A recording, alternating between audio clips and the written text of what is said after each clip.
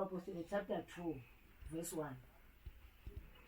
Ke kaloku ekuzalisekeni kwawo umhla wePentecost baye bonke bemxhelomnye ndaweni inye. Kwaza ngequbuliso kwaphuma ezulwini isandi esinjengesomoya ovuthuza ngamandla. Sayizalisa indlu yonke ababehleli kuyo. Kwabonakala kubo iilwimi ezabekayo ngathi zezomlilo. Funda mzalwane. Olo lwahlala phezu kwabo bonke ngabanye.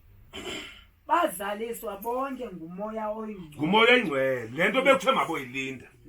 Lento bekuthiwe baza komphathiswayo ibintoni? Yekanipha akasebenzi umzalwane ngaphandle komoya oyingcwele. Faze sebenzi umzalwane kwebandla abazalwane engenaso isifo santoni somoya oyingcwele.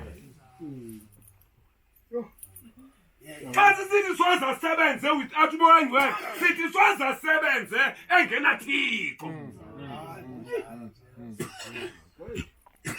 Soza sebenze engenathixo. Uqoma benani mathixo. Izinto zikaThixo akasoze azazi engenathixo.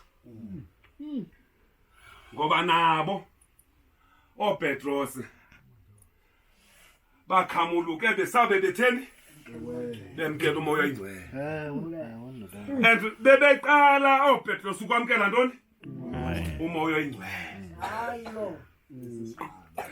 Isiqalo bebeqala. Uthixo makabe nathi. Amen. Yile sithi ke le nkonzo ayidodwa amadoda. Ayidodwa le nkonzo. Uyabona isiqalo somzalwane uzohlala phansi. Uze umuntu abe ngumzalwane. Uyavakalisela. Mayibonga Thixo. Uyavakaliselwa. Indaba ezitheni? Ezilungileyo. Esabe evakaliselwe indaba ezilungileyo agwebele. Bese the akho namnye kuzayo kuye engatsalwanga yintoni? Isandla sakhe. Azoyazi bakakuthethwa ngobawo. Oh, salwane. Kakuthethwa nguyise. Matho. Kakuthethwa ngunyana. Kakuthethwa ngomoya oyingcwele. Kuthethwa ngoKristu. Enkosi bangabethu. Nkosi. Igama le